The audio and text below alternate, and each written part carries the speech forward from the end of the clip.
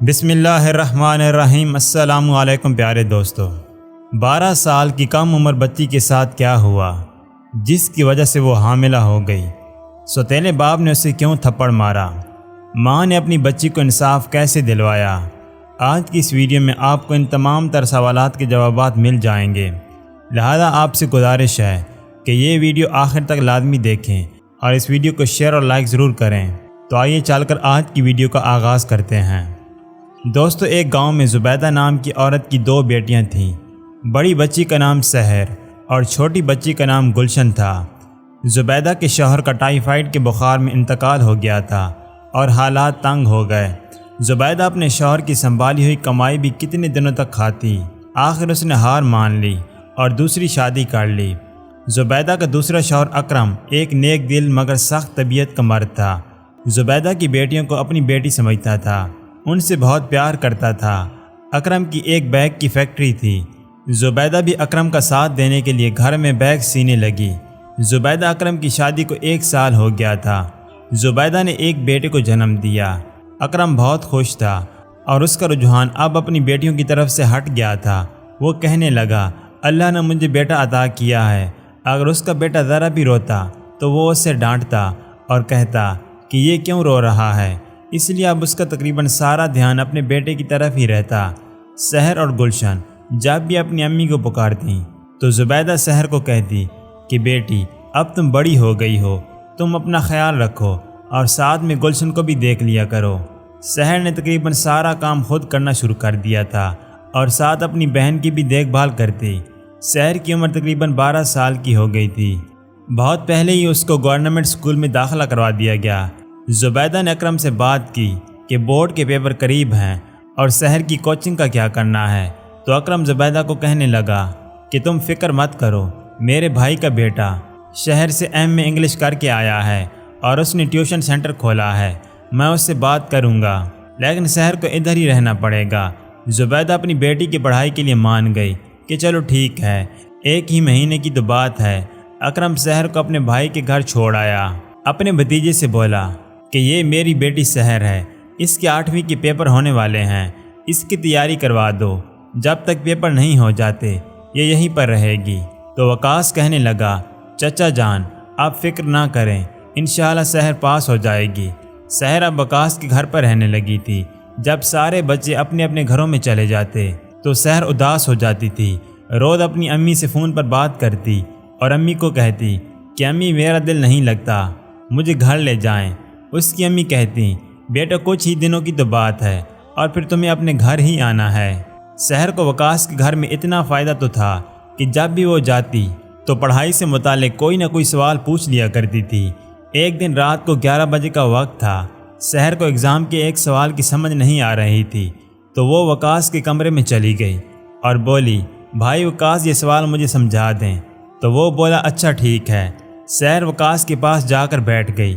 وقاص سحر سے تقریباً 12 سال بڑا تھا اور جب سحر وقاص کے پاس آ کر بیٹھی تو وقاص نے سحر کو چھونا شروع کر دیا اور سحر اٹھ کر اپنے کمرے میں چلی گئی۔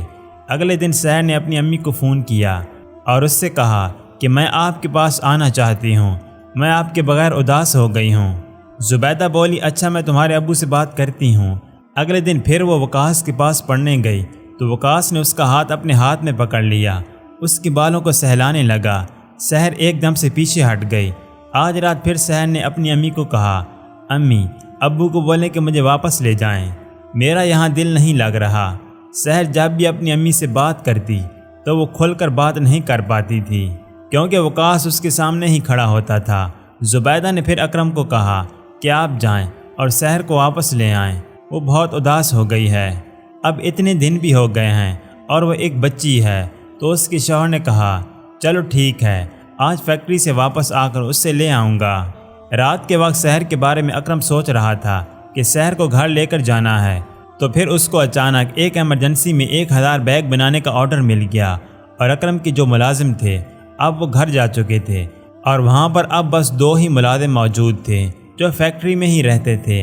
اب 1000 کا بیگ کا آرڈر اکرم اپنے ملازموں کے ساتھ مل کر تیار کرنے لگا۔ زبیدہ نے اکرم کو بہت فون کیے۔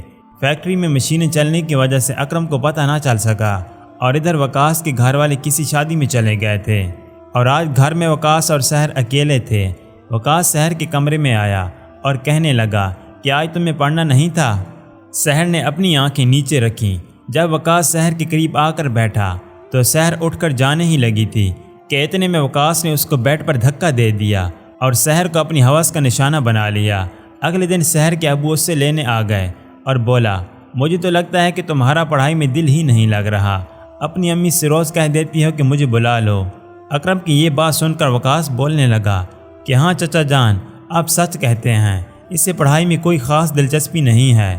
جس دن سے آئی ہے تب سے یہی رٹ لگا رکھی ہے کہ مجھے گھر جانا ہے، گھر جانا ہے۔ تو اکرم نے کہا، بیٹا وقاص، میں بھی پاگل تھا کہ شوق پورے کرنے چلا آیا، بھلا آج تک کوئی سوتیلی اولاد اپنی ہوئی ہے؟ کبھی سوتیلی اولاد نے بھی کسی کی خواہش پوری کی ہے؟ اور آج اس لڑکی نے بتا ہی دیا کہ میں اس کا سوتیلا باپ ہوں۔ یہ کہہ کر اکرم سحر کو گھر لے گیا۔ جب سحر گھر آئی تو اپنی امی کو گلے لگا کر بہت روئی اور امی کو وقاص کے بارے میں سب کچھ بتا دیا۔ امی، وہ پہلے مجھے 4-5 دن چھیڑتا رہا، ایک دن گھر میں کوئی نہیں تھا تو اس نے میرے ساتھ زیادتی کی، اس کو میں نے بہت روکا لیکن وہ باز نہیں آیا۔ زبیدہ نے جب یہ ساری باتیں اپنے شوہر کو بتائیں تو اکرم نے اپنے بھتیجے کو فون کیا اور کہا، تم نے یہ کیا حرکت کی ہے؟ تو وقاص بولا، چچا جان، آج کل تو بھلائی کا کوئی زمانہ ہی نہیں رہا۔ ارے میں نے تو آپ کے ساتھ اچھائی کی تھی اور آپ نے مجھے یہ صلہ دیا۔ اللہ جانے آپ کی بیٹی کہاں سے اپنا منہ کالا کروا کر آئی ہے اور سارے الزام آپ مجھ پر تھوپ رہے ہیں۔ اکرم نے جب وقاص کی یہ باتیں سنی تو اس نے زبیدہ سے کہا، میرا بھتیجا کہہ رہا ہے کہ اس نے ایسا کچھ نہیں کیا اور نہ ہی اسے اس بارے میں کچھ پتہ ہے۔ وہ اپنی بیٹی کو کہنے لگا، ایسا کچھ نہیں ہے، یہ سب بہانہ بنا رہی ہے اور یہ سب جھوٹ بول رہی ہے۔ اکرم نے سحر کے منہ پر ایک تھپڑ دے مارا اور بولا، نہیں پڑھنے جانا تھا تو مت جاؤ، کم سے کم میرے بھتیجے کے اوپر اتنا گندا الزام تو مت لگاؤ۔ اور یہ سب کہہ کر وہ اپنے کمرے میں چلا گیا۔ سحر ابھی 12 سال کی بچی تھی۔ اس کے ساتھ جو وقاص نے کیا تھا اس نے سب اپنی امی کو بتا دیا تھا۔ وقت گزرتا گیا، تقریباً 5 ماہ گزر گئے۔ سحر کے جسم میں اب کافی فرق آ گیا تھا۔ ایک دن سحر کی امی نے سحر کی حالت خراب پائی تو اسے لے کر ہسپتال چلی گئی۔ تو وہاں جا کر سحر کی امی کو اس کے بارے میں پتہ لگا کہ سحر تو ماں بننے والی ہے، تو وہ پریشان ہو گئی اور سحر کو اپنے سینے سے لگا کر رونے لگی۔ اس کی والدہ کو وقاص پر غصہ آ رہا تھا، وہ سوچ رہی تھی کہ میں وقاص کو اب نہیں چھوڑوں گی۔ تو زبیدہ نے ڈاکٹر سے کہا کہ ہم یہ بچہ ضائع کروا سکتے ہیں۔ تو ڈاکٹر نے کہا، نہیں، ماں کی عمر بہت کم ہے، اگر ہم ایسا کریں گے تو ماں اور بچے دونوں کی جان کو خطرہ رہے گا۔ زبیدہ بہت ڈر گئی اور گھر آ کر اکرم کو بتایا۔ اکرم نے غصے سے کہا، میں دوبارہ اپنے بھائیوں اور بھتیجوں سے بات نہیں کروں گا اور اب یہ لڑکی ہمارے گھر پر نہیں رہے گی۔ سحر رونے لگی اور کہنے لگی، ایسا نہ کریں۔ زبیدہ نے کہا، اکرم تمہاری بڑی مہربانی ہوگی، مجھے میری بچی سے دور نہ کرو، وہ اس حالت میں نہیں کہ میں اسے اکیلا چھوڑ سکوں۔ اکرم کہنے لگا، زبیدہ اگر تم چاہتی ہو کہ سحر زندہ رہے تو اسے گھر سے تو جانا ہی ہوگا۔ ارے میں لوگوں کی باتیں نہیں سن سکتا، لوگ تو بس مجھے ہی برا بھلا کہیں گے کہ میں سوتیلا باپ تھا اور سوتیلے باپ نے اپنی اوقات دکھا دی۔ اسی لیے سب سے بہتر یہی ہوگا کہ سحر گھر چھوڑ کر چلی جائے، اس میں سحر کی بھی بھلائی ہے۔ اور اکرم سحر کو اب اپنی خالہ کے ہاں لے گیا۔ اکرم کی خالہ کہنے لگی کہ بھلا میں کیوں اس بدنامی کے ڈھیر کو اپنے گھر رکھوں، لے جاؤ یہاں سے۔ ارے مجھے کوئی پوچھے گا تو میں کیا کہوں گی، کون ہے یہ، لوگوں کو کیا بتاؤں گی، میری بھی تو کوئی عزت ہے اور ویسے بھی میرا تو اس کے ساتھ کوئی رشتہ بھی نہیں ہے۔ تم تو پھر بھی اس کے باپ ہو، جب تم اس کے باپ ہو کر اسے اپنے گھر میں نہیں رکھ سکتے تو پھر میں کیسے رکھوں۔ اکرم تم یہاں سے چلے جاؤ۔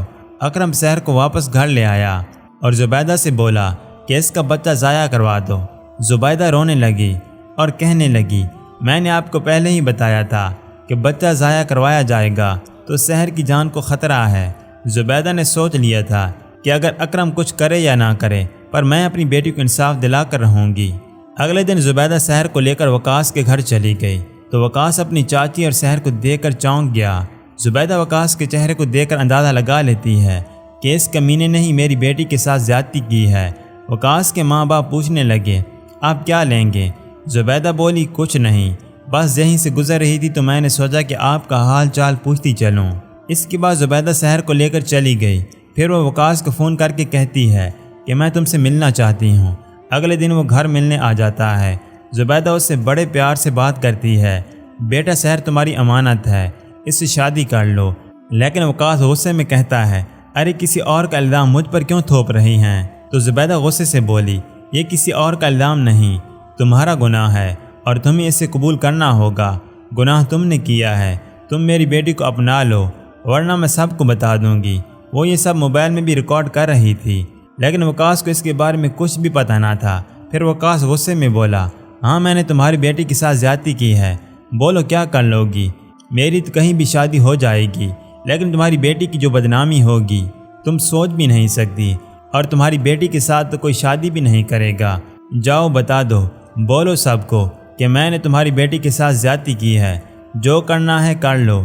یہ کہہ کر وہ پیچھے مڑ کر جانے لگتا ہے۔ وہ یہ بات سن کر بہت غصے میں آ جاتی ہے اور پیچھے سے وقاص کی گردن پر چھری مار دیتی ہے اور وقاص کی وہیں موت ہو جاتی ہے۔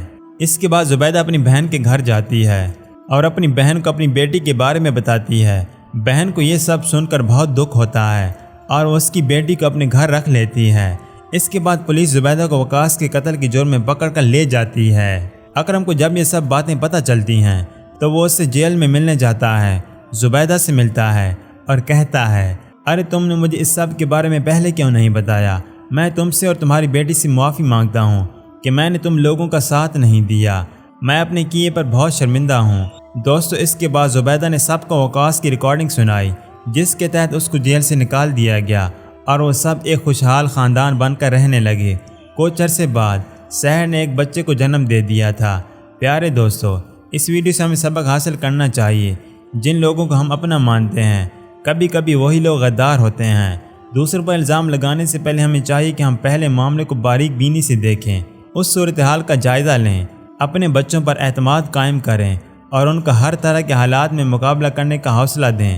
جی تو دوستو، یہ تھی ہماری آج کی ویڈیو کیسی لگی کمنٹس میں ضرور بتائیے گا۔ مزید ایسی ویڈیوز کے لیے ہمارے چینل کو سبسکرائب کر دیں۔ ملتے ہیں ایک نئی ویڈیو کے ساتھ، تب تک کے لیے اللہ حافظ۔